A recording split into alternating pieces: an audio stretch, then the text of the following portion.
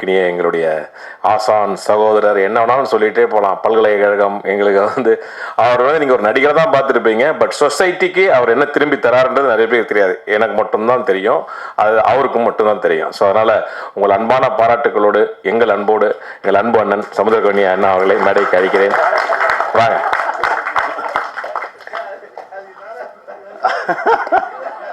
வாங்க உங்களோட ஒரேக்காக வீட்டு அக்கௌண்ட் போட்டாரா? அது அண்ணன், இறைவனுக்கு நன்றி. ரொம்ப மகிழ்ச்சியான ஒரு தருணம். என்னுடைய திரைப்படத்துக்கான மேடையில் நிற்பதை விட அதிக மகிழ்ச்சியோடு இந்த மேடையில் நிற்கிறேன். அண்ணன் அமீர் அண்ணனுக்கு நன்றி சொல்லணும். நான் அண்ணன் இல்லைன்னா நாங்கள் 2 பேரும் சந்திச்சிருக்கவே மாட்டோம். பருத்தி வீரனில் 2 பேரும் சேர்ந்து வேலை பார்த்தோம். அற்புதமான ஒரு பயணம், ரொம்ப கடின உழைப்பு. அவர்கிட்ட சாதாரணமானவெல்லாம் போய் வேலை பார்க்க முடியாது. கொஞ்சம் அசாதாரணமாக தான் அண்ணனோட பயணப்பட முடியும். நான் ரொம்ப அதாவது என்னென்னா, நீ எங்கேயும் போகக்கூடாது, என் கூடவே இருந்துருவார். நான் அவரோட ரூம்மேட் 6 மாதம். அவ்வளவு அழகான ஒரு பயணம். ஒரு 150 நாள் அந்த படம். என் குருநாதர் கே பாலச்சந்திர சார் சொல்லுவார், நீ என்கிட்ட இருக்கும்போது ரொம்ப சாஃப்டாக இருந்த, அமீரோடு ட்ராவல் பண்ணிட்டு வந்ததுக்கப்புறம் கொஞ்சம் விகரஸ் ஆகிட்டார். உன்னுடைய சீன்ஸ் எல்லாமே கொஞ்சம் வன்முறையாக இருக்குது அப்படின்னு சொல்லுவார். அது உண்மைதான். ஏன்னா அண்ணனோட பயணப்பட்டுட்டு வந்த பிறகு தான் நாடோடிகள் வேறு மாதிரி உருமாறுச்சு. அண்ணனை பற்றி பேசினா பேசிகிட்டே இருப்போம். இப்போ கூட ஒரு பயங்கர காமெடி நடந்தது. என்னடா டைட்டிலுக்கு அர்த்தம் அப்படின்னாரு. ஏன்னா ரொம்ப நாள் முன்னாடி சொன்னான், திரும்ப கூப்பிட்டு கேட்போம் அப்படின்னோடனே சொன்னான், சொல்லு, யூ லிவ் ஒன்லி ஒன்ஸ். நான் அந்த எஸ்ஸை எடுத்துகிட்டு ஒன்லி ஒன் அப்படின்னு சொல்கிறானே, அப்படியெல்லாம் லீவ் பண்ண முடியுமானே அப்படின்னு கேட்டேன். அப்புறம் மேடையில் அப்புறம் தான் உண்மையான அர்த்தம் தெரிஞ்சுது. எப்பா நீ ஏதோ சொன்ன, அவன் வேறு ஏதோ சொல்கிறான், நாமனை இப்போ மாற்றிட்டாங்க போட்டிருக்க அப்படின்னு சொல்லி இப்போ சமாதானப்படுத்திடுச்சு. அது ஒரு பயணம். ஷாம் பற்றி சொல்லணும்னா, எனக்கு பருத்திவீரன் ஒர்க் பண்ணும்போது மூக்கில் ரத்தம் வந்துடும். அவ்வளோ ஹீட்டு. இவர் கிண்டல் பண்ணுவார், நீ என்ன ஜெயபிரதா மாதிரி மூக்கில் ரத்தம் வந்துடுது அப்படின்னு இவர் கிண்டல் பண்ணுவார். ஷாம் என்கிட்ட சின்சியராக, சார் இல்லை சார் என்ன பிரச்சனைன்றதை உடனே பார்க்கணும், போவோம் ஹாஸ்பிட்டல் போவோம் அப்படின்னு சொல்லி என்ன நிறைய நேரத்தில் என் பக்கத்தில் இருந்து பார்க்கும்போது தான் நானும் ஷாமும் ரொம்ப கிட்ட நெருங்கணும் உளவியல் ரீதியாக. அந்த பயணம் தான் அப்படியே தொடர்ந்து வந்தது. இவன் அண்ணன்ட்டு வந்துட்டான் அப்படின்னோடனே இவனை விட்டுறக்கூடாது, இவன் நம்மளோட கொஞ்சம் காலம் பயணப்படட்டும் அப்படின்னு சொல்லி கூட்டிகிட்டு நாடோடிகள்லேருந்து அப்படியே அந்த பயணம் ஆரம்பித்தது. எல்லா படைப்புகள்லையும் இருந்தோம். ஆனால் இவன் இந்த மேடை இவனுக்கு இது கொஞ்சம் லேட்டாக தான் கிடச்சிருக்குன்னு நான் சொல்வேன். ஏன்னா இவனுடைய திறனுக்கு எப்போவோ கிடச்சிருக்கணும். ஏன்னா எனக்கு நிறைய விஷயங்கள் தெரியாது, எனக்கு எல்லா விஷயத்தையும் கற்றுக் கொடுப்பான். நிறைய விஷயம் எனக்கு கற்றுக் கொடுத்துருக்கான் டெக்னிக்கலாக. நான் சொல்லுவேன், இல்லை அவன்கிட்ட கேளுங்க, அவன் சொல்லுவான் அப்படின்னு சொல்லி நிறைய இவங்ககிட்ட விட்டுட்டு போயிடுவேன். இவ்வளோ தூரம் என் பின்னாடி இருந்து. ஏன்னா ஷாமும் ஷாஜகானும் இருந்தாங்கன்னா எனக்கு வேறு ஒன்றுமே தேவையில்லை, நான் பாட்டுக்கு என் வேலையை மட்டும் பார்ப்பேன், அவங்க பார்த்துக்குவாங்க. அப்படி தான் என்னை இது வரைக்கும் நகர்த்தி கொண்டு வந்தாங்க. அதனால தான் சொன்னேன், இந்த படத்துக்காக ஏதாவது ஒரு வகையில் அவன் கூடவே நிற்கணும்னு சொல்லி இந்த மொமெண்ட் வரைக்கும் அந்த பயணம் போயிட்டுருக்கு. கண்டிப்பாக இந்த படம் மிகப்பெரிய வெற்றி பெறும். ஏன்னா இந்த படத்தில் உயிர் இருக்குது, அவ்வளோ உழைச்சிருக்காங்க, நிறைய நல்ல மனிதர்கள் உள்ளே இருக்காங்க. தேவ், கவலையப்படாதீங்க, நல்லா வருவீங்க, சந்தோஷமாக இருப்பீங்க. உங்களுடைய கனவுகள் ஆசைகள் எல்லாமே நிறைவேறும். பக்கத்துலேயே இருந்து எங்கேயோ ஒரு சீட்டில் உட்காந்து பார்த்துட்டு தான் இருக்காங்க. ஏன்னா நான் சரவண்கிட்ட சொன்னேன், சரவணன் உங்கள் படம் பார்த்ததுக்கப்புறம் உங்களை பார்க்கணும்னு நினச்சேன், இன்றைக்கி தான் பார்க்க முடிஞ்சது. அதாவது நம் கண்ணுக்கு எதை காட்ட வேண்டும் என்பதை இறைதான் முடிவு பண்ணுது. நம் கண்ணுக்கு தெரியாமல் நிறைய பேர் இங்கே இருக்காங்க. நம் பார்க்குற மனிதர்கள் இல்லாமல் இன்னும் பல லட்சம் ஆத்மாக்கள் இதுக்குள்ளே இருக்குது அப்படின்றத நீங்கள் உணர்த்துனீங்க. அதையும் தான் தேவுக்கு சொல்கிறேன், இங்கே தான் இருக்காங்க அப்பா அம்மா மாமா எல்லாருமே. சந்தோஷமாக இருங்க, உங்களுடைய கனவுகள் மெய்ப்படும். வாழ்த்துக்கள். அப்புறம் தேவிகா துணூண்டு பொடிசாக பார்த்தது, இப்போ நல்லா வளர்ந்து அப்படி நிற்கிற, தமிழ் பேசுகிற, ரொம்ப சந்தோஷமாக இருக்குது. வாழ்த்துக்கள். இந்த திரைப்படத்தில் நடித்த அனைத்து கலைஞர்களுக்கும் என்னுடைய மனமார்ந்த வாழ்த்துக்கள். இந்த படம் மிகப்பெரிய வெற்றி பெறும். நான் இறைவன்கிட்ட பிரார்த்தனை பண்ணுறேன். நண்பன் மகேஷ் ஆரம்பிக்கும்போது ஒரு முகம் பார்த்தோம்ல, அந்த முகம் இன்னும் அழகாக இருக்குது. உங்கள் நம்பிக்கை தான் இந்த ஆர்ட் மேலேயும் இந்த படைப்பு மேலேயும் ஷாம் மேலேயும் இந்த டெக்னிக்கல் டீம் எல்லார் மேலேயும் வச்சிருக்கக்கூடிய அந்த நம்பிக்கை உங்களை அடுத்த தளத்துக்கு எடுத்துகிட்டு போகும். மகேஷ், வாழ்த்துக்கள் வாழ்த்துக்கள். அப்புறம் ஆர்த்தி, கோகுல், உங்கள் 2 பேர்த்த பற்றி நிறையா சொன்னார்.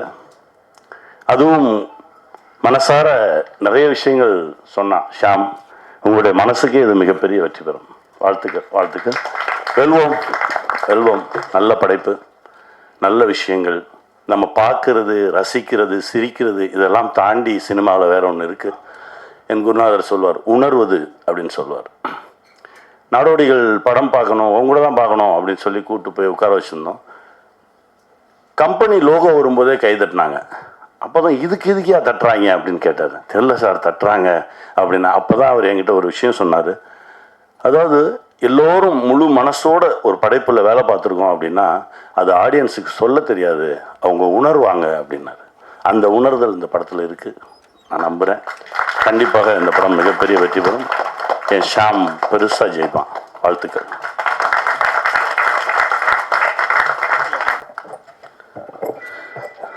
அரங்கத்தில் இருக்கும் அனைவருக்கும் இறைவன் புறத்திலிருந்து சாந்தியும் சமாதானம் உண்டாகட்டும். பொதுவாகவே இது மாதிரியான ஒரு இசை வெளியீட்டு விழா அல்லது திரைப்பட விழாக்களில் மேடையில் அதிகமாக சேர் போட போட அங்கே முதல்ல வந்தவங்களுக்கு அது என்னை மாதிரி ஆளுக்கெல்லாம் உள்ளே ஆகா வச்சு செய்ய போகிறாங்க அப்படின்றது தான் எப்போதுமே உள்ளது. ஆனால் இந்த மேடையில் நான் பார்த்துக்கிட்டே இருக்கேன், சேர் கூடிக்கிட்டே இருக்குது. கீழே இருக்கிறவர் இருட்டிலேருந்து வெளியே வான்னு வேறு கூப்பிட்டு உட்கார வச்சுட்டே இருந்தாங்களா.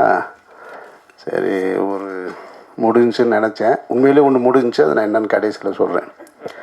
ஏன்னா இன்றைக்கி வெள்ளிக்கிழமை. நான் எப்பயுமே ஷூட்டிங்கில் இருந்தால் கூட ப்ரேயருக்கு போகிற ஆள். இன்றைக்கி போக முடியலை. பரவாயில்ல. ஆனால் இந்த இவ்வளவு சேர்கள் இருந்தாலும்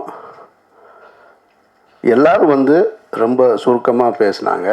எல்லார் முகத்திலையும் ஒரு மிகப்பெரிய சந்தோஷமும் நம்பிக்கையும் இருந்ததை பார்க்க முடிஞ்சது. வாழ்த்துக்கள். அதிகம் எனக்கு பரிச்சயம் இல்லாத முகங்களாக இருக்காங்க, ஆனால் மிக திறமையான கலைஞர்களாக இருக்கிறாங்க எல்லாருமே. அந்த இசையமைப்பாளர் அவர் டாக்டர்னு சொல்கிறாங்க புதுசாக. ஒரு டாக்டர், ஆனால் இசையமைப்பாளராக இருக்கார். மியூசிக் நல்லா இருக்குது, 2 பாட்டும் நல்லா இருக்குது. அவர் கோட் பண்ணி சொன்னார் இல்லையா, ஒரு சவுண்ட் இன்ஜினியர். நான் அந்த சவுண்டை கேட்டுட்டு இருந்தேன். நான் மிக்சிங் ரொம்ப இன்ட்ரெஸ்டிங்காக இருக்குது, யார் பண்ணதுன்னு அவர் அதை கோட் பண்ணார். ஸோ ரொம்ப இன்றைக்கி ட்ரெண்டிங்கில் இருக்கக்கூடிய அவர் எப்படி கரெக்டாக ஆப்ரேஷன் பண்ணுவாரா என்னன்னு எனக்கு தெரியல. ஆனால் மியூசிக் ரொம்ப ட்ரெண்டிங்கில் போட்டிருக்காரு. வாழ்த்துக்கள். ஒளிப்பதிவும் மிக சிறப்பாக இருந்தது. சூரஜ் பார்க்க ரொம்ப நல்லா இருந்தது. மொத்தத்தில் படம் ரொம்ப கலர்ஃபுல்லாக இருந்தது. இங்கே 2 விஷயம் நினைவுபடுத்த வேண்டியது இருக்குது. முதல்ல நான் நினைவுபடுத்துறது, இப்போ இந்த விழாவில் பெருந்தன்மையோடு கலந்து கொண்ட, இப்போ எங்களுக்கெல்லாம் ஒரு காரணம் இருக்குது, காரணம் இல்லாமல் கலந்து கொண்ட அண்ணன் ஆர்கே செல்வமணி அவர்களை நினைவுபடுத்த வேண்டியிருக்கு. புரட்சி கலைஞர் விஜயகாந்த் அவர்களுக்கு கேப்டன்ற பெயர், அதாவது நிரந்தரமாக அவருடைய மறைவுக்கு பின்னாடியும் ஒட்டிக்கிட்டு இருக்குன்னா அந்த பெயரை தந்தவர் அண்ணன் ஆர்கே செல்வமணி. அந்த படம் இத்தனை ஆண்டுகள் கழித்தும் இன்றைக்கு திரையிடப்பட்டு ஒரு மாபெரும் வெற்றி அடையுதுன்னா அந்த படத்தில் தரம் இருக்கிறதுனால தான். அவ்வளோ அழகான ஒரு ஆக்ஷன் பேக்கடு ஒரு சினிமாவை அன்றைய காலகட்டத்திலே அவ்வளோ சிரமங்களுக்கு நடுவில் இந்திய சினிமாவிலே சோலேன்ற ஒரு படத்தில் தான் நம்ம அந்த ட்ரெயின் ஆக்ஷன் சீக்வன்ஸ் பார்த்துருப்போம். ட்ரெயினோட குதிரைகள் போகிறது. அதுக்கு நார்த் இந்தியாவில் லொக்கேஷன் இருக்குது, ட்ரெயின் இருக்குது, லொக்கேஷன் இருக்குது, குதிரை இருக்குது. தமிழ்நாட்டில் வந்து லொக்கேஷன் ரொம்ப குறைவு தான் அந்த மாதிரியான ஒரு ட்ராக்கோட. அது தேனிக்கு போகிற வழின்னு நினைக்கிறேன். என்னென்ன ஆண்டிப்பட்டி அந்த இடத்துல அவ்வளோ அழகாக அந்த ஃபைட் சீக்வன்ஸ் எடுத்ததாக இருக்கட்டும். அந்த அருவி கிட்டத்தட்ட சோலையில் இருக்கிற எல்லாமே ரிசம்லன்ஸாக இருக்கும், ஆனால் புதுசாக இருக்கும் எல்லாமே. அவ்வளோ அழகாக அவ்வளோ பெரிய பட்ஜெட்டில், ஏன்னா அது ப்ரொடக்ஷனே 2 வருஷம் 3 வருஷம் இருந்தது சோலை. இவர் எப்படி அந்த படத்தை எடுத்தார் அப்படின்றத ஆச்சரியப்படுத்துகிற அளவுக்கு இன்றைக்கும் அது திரையரங்கில் வெற்றி அடைஞ்சிருக்குன்னா அதில் இருக்கிற குவாலிட்டி தான். அப்படி ஒரு ஆக்ஷன் படத்தை கொடுத்த அண்ணன் ஆர்கே செல்வமணிக்கு என்னுடைய நெஞ்சார்ந்த வாழ்த்துக்கள். அந்த படத்தை சரஸ்வதி தேட்டரில் ரிலீஸ் அன்னைக்கு நைட் ஷோ பார்த்தவன் நான். அப்போல்லாம் சினிமாவுக்கு வரல. இப்படி ஒரு உங்களோடு இந்த மேடைகளை பங்கு போட்டுக்கிருவேன்றதெல்லாம் நினச்சி கூட பார்த்ததில்லை. எனக்கும் அவருக்குமான உறவு என்பது நிறைய முரண்களோட, சண்டைகளோட, நட்போடு அது நிறைய இருக்குது. பெரிய கதை. நான் பொதுவாக எல்லாரையும் சார்னு தான் கூப்பிடுவேன். வெறுகு சிலரைத்தான் அண்ணேன்னு உரிமையோடு அழைப்பேன். அதில் மிக முக்கியமானவர் செல்வமணி அண்ணன். இன்னொன்று கீழே உட்காந்துருக்காரு ரமேஷ் கிருஷ்ணன் டைரக்டர், அவர் அண்ணன் தான் நினைப்பேன். ரொம்ப டஃப்பாக இருக்குது என் கூட ஒர்க் பண்ணுறது அப்படின்றாங்க. உண்மைதான் அது. எனக்கு வந்து ரொம்ப இந்த பாலிஸ்டாக மாஞ்சா போட்டு வேலை செய்கிறது அது வராது, தெரியாது. ஒன்று கொஞ்சம் கடினமாக தான் இருப்பேன். தங்கலில் வர்ற அமீர் கான் மாதிரி தான் நான் அப்படி தான் வந்திருக்கேன். நான் இந்த சினிமா அப்படின்றது எனக்கு சினிமாவுக்கு வருவதற்கு முன்னாலே உதவி இயக்குனராக இருக்கும்பொழுதுலேருந்தே தெரியும். எனக்கு இது ரொம்ப ஒரு காம்படிட்டிவான வேர்ல்டு. இது ரொம்ப போட்டி நிறைந்த உலகம். இதில் போய் வந்து நம்ம அசிஸ்டண்ட் வந்து பேம்பர் பண்ணிக்கிட்டே இருக்கக்கூடாது. அவனை மேக்ஸிமம் எவ்வளோ ட்ரிகர் பண்ணிக்கிட்டே இருக்கணுன்றது என்னுடைய பாணியாக நான் வச்சுருக்கேன். நான் தங்கலில் தன்னுடைய பொண்ணுங்க 2 பேரையும் தண்ணிக்குள்ளே தள்ளி விட்டுருவார் பாருங்க அமீர் கான். அந்த மாதிரி தான் தள்ளி விடுறது தான் நம்ம வேலை. நீ நீந்தி மேலே வா அப்படின்னு. அப்போ தான் நீ இந்த இடத்துக்கு வர முடியும். நான் உன்னை பேம்பர் பண்ணிக்கிட்டே இருந்தேனாக்க சாப்பிட்டு ரொம்ப கம்ஃபர்ட்டாக இருக்குன்னு இங்கே இருப்பான். என்னுடைய முதல் படத்துலேருந்து மௌனம் பேசிலேருந்து இப்போ வரைக்கும் நிறைய அசிஸ்டன்ட் டைரக்டர்ஸ் என்கிட்ட இருந்துட்டு வெளியில் போயிருக்காங்க. பாதி பேர் பேரே எனக்கு தெரியாது. சார் உங்களோட தான் சார் ஒர்க் பண்ணேன். அப்படியா, சரி ஓகே அப்படின்னு. ஏன்னா ஒரு ஷெடியூலில் இருப்பான், அடுத்த ஷெடியூலில் இருக்க மாட்டான், 2வது ஷெடியூலில் இருப்பான், 3வது ஷெடியூலில் இருக்க மாட்டான். சார் திட்டுறாரு சார்னு ஓடி போயிடுவான். சார் அப்போ எங்கேயாவது பார்ப்போம். எங்கேயாவது பார்க்கும்போது எங்கடா இருக்கீங்க அப்படின்னு கேட்டால், சார் ஒரு டிஸ்கஷனில் இருக்கேன் சார்மா. யார் கூடடாமே? ஒரு புது டைரக்டர் சார். நீயே முழு படம் முடிக்கலை, இவன் போய் ஒரு புது டைரக்டரோட டிஸ்கஷனில் இருக்கேன்றான். அப்போ நான் அவங்களுக்கு கூப்பிட்டு ஒன்று சொல்லுவேன், என்கிட்ட இருந்து கோச்சிட்டு போ, தப்பு கிடையாது. என்னை எதிர்த்துட்டு கூட போ, அதுவும் தப்பு கிடையாது. ஆனால் திரும்ப நான் உன்னை பார்க்கும்போது எங்கடா இருக்கேன்னா, சார் மணி சார்கிட்ட ஒர்க் பண்ணுறேன்னு சொல்லு, சங்கர் சார்கிட்ட ஒர்க் பண்ணுறேன்னு சொல்லு. நீ இங்கேருந்து போய் ஒரு படம் கம்ப்ளீட் பண்ணாமல் இன்னொரு புது டைரக்டரோட போய் டிஸ்கஷனில் இருக்கேன்னா அது ஒரு சுகம். டிஸ்கஷனில் இருக்கேன்னு சொல்கிறது, உழைக்கிறது ரொம்ப கஷ்டம், டிஸ்கஷன் ரொம்ப ஈஸி.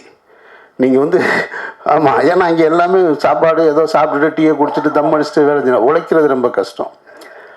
இப்போ எங்கிட்டருந்து போனவங்க அந்த மாதிரி பார்த்தீங்கன்னாக்கா ஒரு 30-40 பேர் இருப்பாங்க.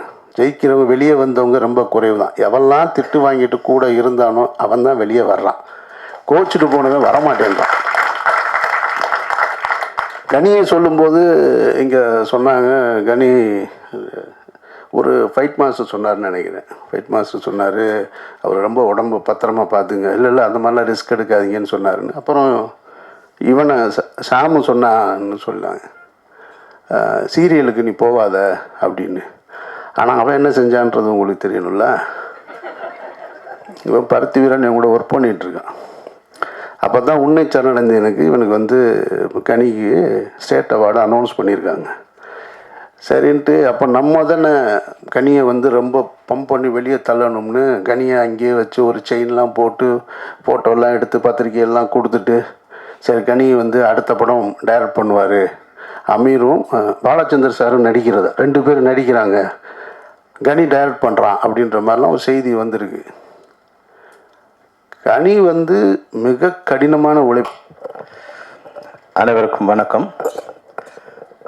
ஷாமுக்கு வாழ்த்துக்கள்.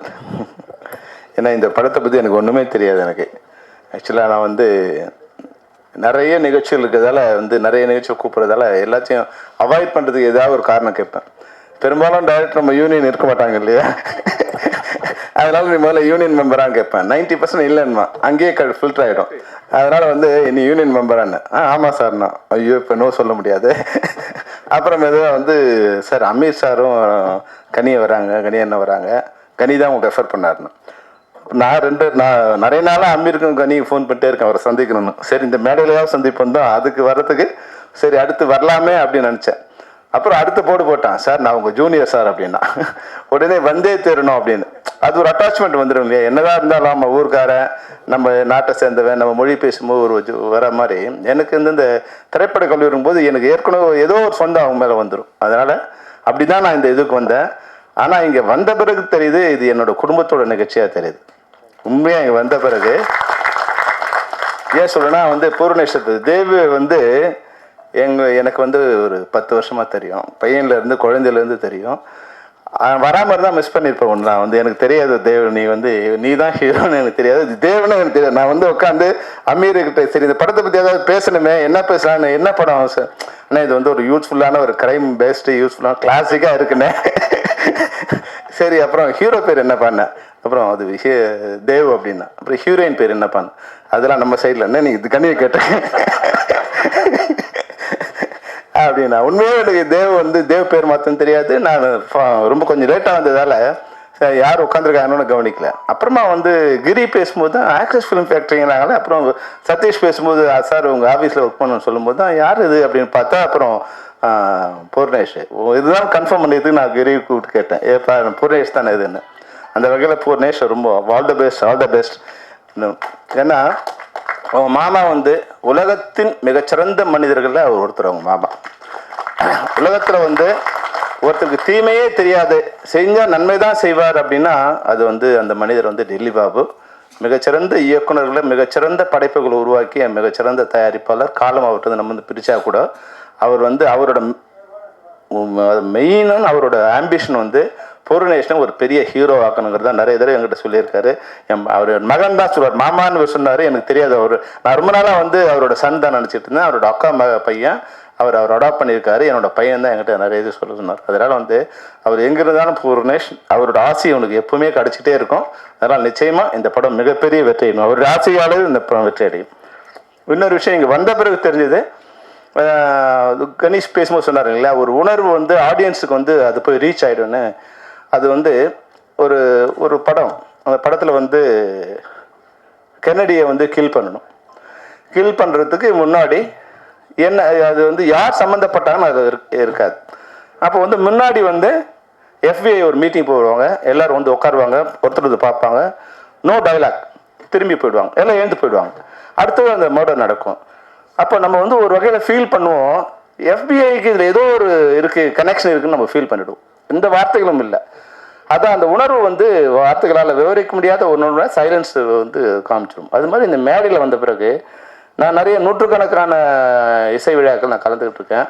ஆனால் ஒரு சில விழாக்களில் தான் அந்த யூனிட் அப்படியே மேடையில் உட்காந்துருக்கும். இங்கே பார்த்தா அந்த யூனிட் டோட்டலாக உட்காந்துருக்காங்க, டைரக்டர்லேருந்து ப்ரொடியூசர்லேருந்து ஆர்டிஸ்ட்லேருந்து. அந்த மாதிரி படங்கள் எல்லாமே வெற்றி அடைஞ்சிருக்கு.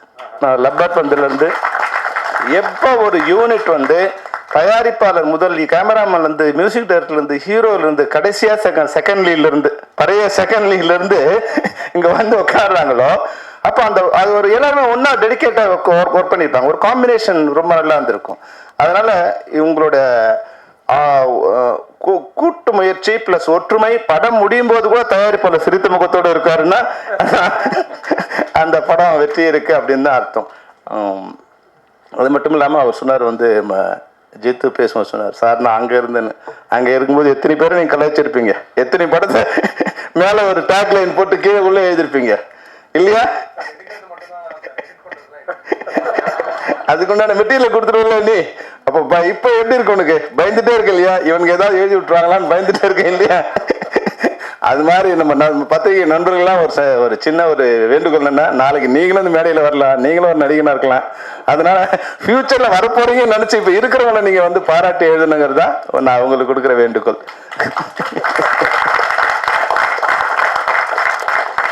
நிச்சயமா இந்த படம் வந்து என்னோட பிரார்த்தனை, தேவுக்காவது இந்த படம் ஓடணுங்கிறது தான். தேவ் வந்து எங்கள் குடும்பத்தோட எல்லாரோட மிக இனிமையான நண்பர்.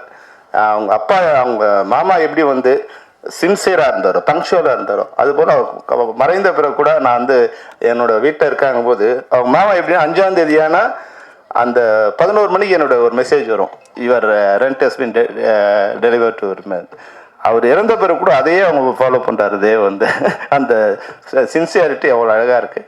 மற்றபடி இங்கே இருக்கிற நிறைய பார்த்தா யூத்தாக இருக்குது. இது என்ன இப்போ யோலோன்னா என்னன்னு புரியல எனக்கு முதல்ல. சரி போலோ கேம் மாதிரி ஒரு யோலோ கேம் எதுவும் இருக்கு அப்படின்னு வந்து நினச்சிட்டு அப்புறம் தான் வந்து இவர்கிட்ட கேட்கும்போது அமீர்கிட்ட, ஆனால் எனக்கு தெரியல, நீ கனி அதையும் கனிகிட்டே கேளுங்க.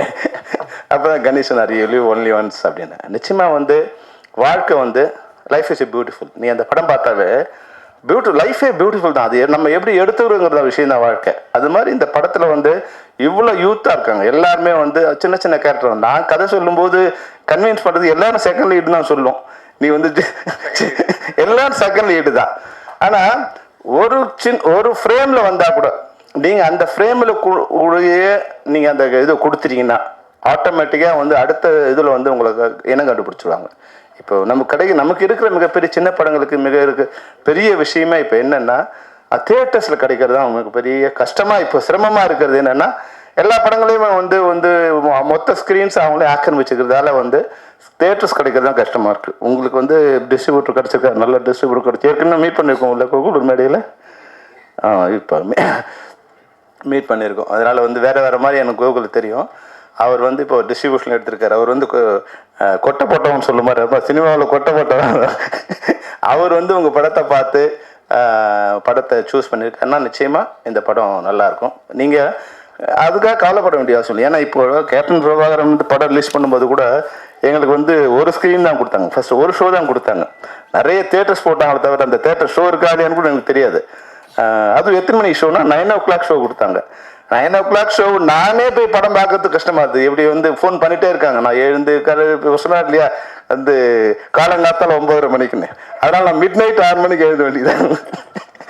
எழுந்து போய் படம் பார்க்குறது. அப்போ நம்மளே போய் நம்ம படத்தை பார்க்கறதுக்கு 9 மணிக்கு போகிறது கஷ்டமாக இருந்தால் இது மாதிரி சின்ன படங்களுக்கு 9 மணிக்கு கொடுத்தாங்கன்னா நல்ல வேலையாக வந்து பாதி ஆடியன்ஸ் இது பண்ணதால் அடுத்து வந்து 2 ஷோன்னாங்க 4 ஷோன்னாங்க ஏறக்குறைய 1000 ஷோ இன்க்ரீஸ் பண்ணிட்டாங்க.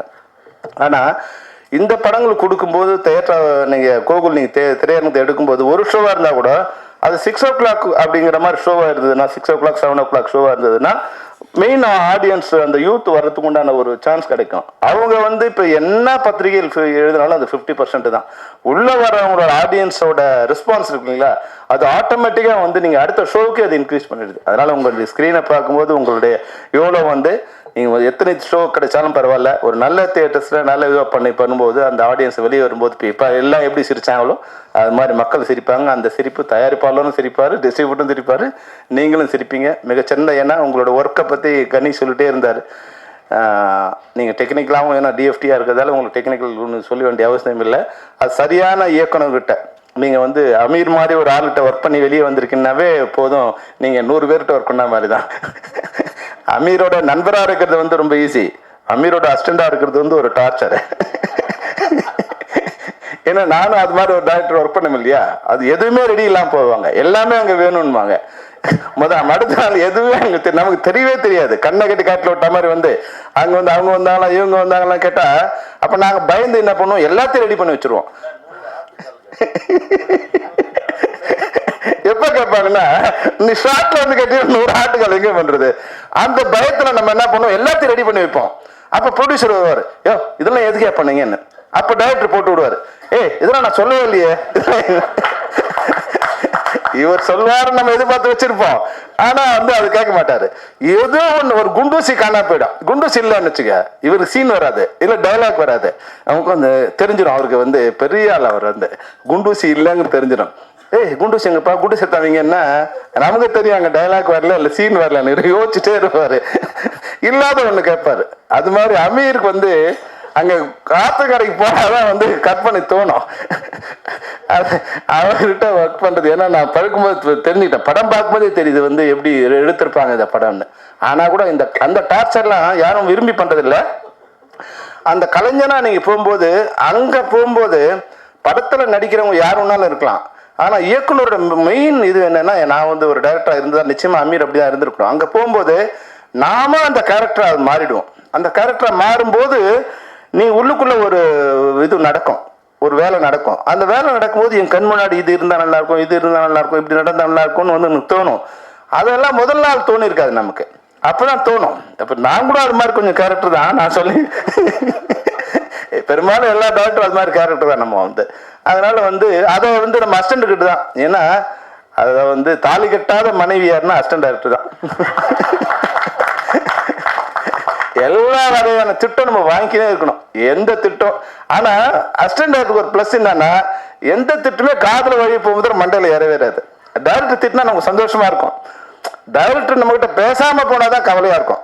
டைரக்டர் நம்மளை பனிஷ் பண்ண நினைச்சாருன்னா நம்ம கிட்ட பேச மாட்டார், நம்ம அடுத்தவர்கிட்ட பேசுவார். நம்மளை விட்டுட்டு அடுத்தவனை கூப்பிட்டு ஷார்ட் சொன்னார்னா நம்ம அங்க சரியில்லைன்னு அர்த்தம். நம்மளை எவ்வளவு திட்டினாலும் பிரச்சனை இல்லை. அது மாதிரி நீங்க திட்டினாலும் கவலைப்பட வேண்டிய அவசியம் இல்லை.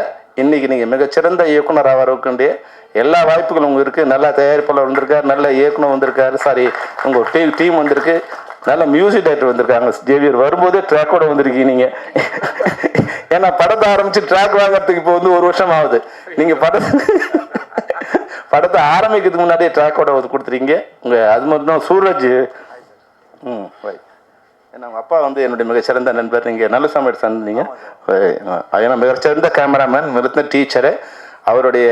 அவர் கூட வந்து இவர் டெல்லி பாபு மாதிரி வந்து நல்லசாமி சார் வந்து பல கேமராமேன்கள் இன்னைக்கு வந்து டெக்னிக்கல் நாலேஜாக இருக்காங்கன்னா அது வந்து நல்லசாமி சார் தான். அவரோட மகன் வந்து இன்னைக்கு வந்து மிகப்பெரிய கேமராமேன். அவர் நிச்சயமா அப்பாவோட அதில் வந்து ஒரு 10% இருந்தால் கூட போதும், நீங்கள் வந்து மிகச்சிறந்த கேமராமேன் ஆகக்கூடிய வாய்ப்பு இருக்கு. அது மாதிரி இருந்த எல்லாருக்குமே எங்களுடைய டீம்ல இருக்க உங்க எல்லாருக்கும், தேவிகா உட்கப்பட, ஏற்கனவே எங்கள் சினிமாவில் தேவிகான்னு ஒருத்தர் இருந்தாங்க, அது மாதிரி நீங்கள் ஒரு தேவிகா மாதிரி மிகப்பெரிய ஆர்டிஸ்டாக வரணும். மற்றபடி எல்லாருக்கும் வாழ்த்துக்கள். அது மாதிரி படவா கோபிக்கு வந்து கடைசியாக வந்து எல்லாரும் வாழ்த்திட்டு போட்டார்ல, என்ன கூப்பிட்டு அடி வாங்குறது ஒன்று இருக்குல்ல, எனக்கு ஒரு நன்றி சொல்லுவான்னு சொல்ல நீ பேசின விஷயத்துல அவர் வந்து வெளியே கொண்டு வந்துரு. ஆனா இன்னைக்கு வந்து அவர் இருக்காரு. அவர் மூலமா இயக்குநர்களுக்கு ஒரு சின்ன ஒரு அறிவுரை சொல்ல விரும்புறேன். அவர் வந்து ஒரு ப்ரொடக்ஷன் ஒன்று ஸ்டார்ட் பண்ணாங்க. உண்மையா அந்த ப்ரொடக்ஷன் வந்து ரொம்ப பியூட்டிஃபுல் ப்ரொடக்ஷன். அது வந்து தமிழ் சினிமா இல்லை, இந்திய சினிமாவுக்கே வந்து ஒரு புதிய அத்தியாயத்தை எழுதக்கூடிய ஒரு பியூட்டிஃபுல்லான ஒரு சப்ஜெக்ட், பியூட்டிஃபுல்லான டெக்னிக்கல். ஆனா எனக்கு தெரியுது வந்து அது ஒரு பெரிய பள்ளம், அதில் போய் இவங்க விழப்போறாங்கன்னு. இவர் ஒரு மனைவி வந்து இல்லை சார் நாங்கள் விழுந்துதான் ஆகணுங்கிறாங்க. நாங்கள் ரெண்டு பேரையும் கரை வேலை நிற்க வச்சு கடிஞ்சு அவங்கள அந்த இதுவோட வந்து அனுப்பிச்சி விட்டேன். ஆனால் அந்த டைரக்டர் வந்து என்ன, அது மிகப்பெரிய விஷயம்.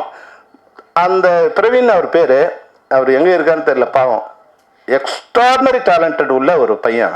ஆனால் என்னன்னா மொத்தத்தையும் நமக்கே வரணும்னு நினைக்கிறார். மொத்த லாபமும் இல்லை மொத்தம் நமக்கே வரணும்னு நினைக்கும் போது அது இன்னும் அது வந்து ஏற்கனவே எவ்வளோ நாள் இருக்கும், எவ்வளோ நாளாக இருக்கும் படம் நம்ம பேசி 7 வருஷம் ஆகி கூட அந்த ப்ராஜெக்ட் ஒன்றும் வெளியே வராமல் இருக்கு. அன்னைக்கு வந்து இவங்களும் உட்காந்து அதை பண்ணியிருந்தாங்கன்னா இந்திய சினிமாவுக்கு ஒரு புதிய திரைப்படம் உருவாயிருக்கும். ஆனால் அந்த படமும் வரல. இவங்க அதை போய் முழுகி இருந்தாங்கன்னா இன்னைக்கு கோபிங்கிற ஒரு ஆளே இல்லாமல் போயிருப்பார். அது மாதிரி தான் நடந்திருக்கும். அதில் வந்து காப்பாற்றி அவர் வீட்டுக்கு அனுப்பிச்சோம். ஆனால் அந்த பிரவீன் பாவம் எங்கே இருந்தாலும், இங்கே நீங்கள் இந்த மேடையில் இருந்தாலும் பரவாயில்ல, வெளியே எங்கே இருந்தாலும் பிரவீன் தயவு செய்து எப்படியோ அட்ஜஸ்ட் பண்ணி தயாரிப்பாளரோட இல்லை நீங்களும் அட்ஜஸ்ட் பண்ணி அந்த ப்ராஜெக்டை வெளியே கொண்டு வந்தீங்கன்னா இந்திய சினிமாவுக்கும் உங்களுக்கு ஒரு நல்ல பேராக இருக்கும். வர லாபத்தை மற்றவங்களுக்கு கொடுத்துருங்க. இதையோட உங்கள் வாழ்க்கை முடிய போகிறது இல்லை. இன்னும் 100 படம் வந்து என்னோட எனக்கு முதல் படத்துக்கு சம்பளம் வந்து 14,000 ரூபாய் தான். ஆனால் அடுத்த படத்துக்கு சம்பளம் எனக்கு 1 கோடி ரூபாய். அதனால முதல் படத்துக்கு சம்பளத்துக்கு அழையாதுங்க. முதல் படத்தோட ப்ராஜெக்டோட காஸ்ட் நம்ம சம்பளம். நான் நினைச்சிட்டு அப்படிதான் 14,000 ரூபாய் எனக்கு சம்பளம். ஆனா என் படத்தோட பட்ஜெட் வந்து 1 கோடி ரூபாய். அப்போ என் சம்பளமா நான் நினைச்சது வந்து 1,14,000 ரூபாய் என் சம்பளம். ஏன்னா என்னை நம்பி என் அப்பா அம்மாவே ஒரு 100 ரூபாய் செலவு பண்ண முடியாத காலகட்டத்தில் என்னை நம்பி ஒரு தயாரிப்பாளர் வந்து 1 கோடி ரூபாய் இன்வெஸ்ட் பண்றாருன்னா அதுதான் என் சம்பளம். அப்படிதான் இன்னைக்கு இருக்கிற இயக்குநர்கள் நீங்க நினைச்சாதான் அடுத்த 1 கோடி ரூபாய் சம்பளத்தை ரைட் அண்ட் ராயலா வாங்கக்கூடிய, அன்னைக்கு 1 கோடி ரூபாய் இன்னைக்கு நீங்க பல கோடி வாங்கலாம். அந்த சம்பளத்தை வாங்கக்கூடிய ரைட் அண்ட் ராயலா வாங்கக்கூடிய நிலைக்கு நீங்க அடைய முடியும். அதனால வரக்கூடிய இயக்குநர்களுக்கு இந்த நேரத்தில் நான் வந்து என்னுடைய அறிவுரையாக சொல்ல விரும்புகிறேன். மற்றபடி இந்த எவ்வளோ நிச்சயமா மிகப்பெரிய வெற்றியடையும் ஸ்டாம். உன்னுடைய முயற்சிக்கு உங்கள் யூனிட்டுக்கு எல்லாருக்கும் என்னுடைய வாழ்த்துக்கள். நன்றி, வணக்கம்.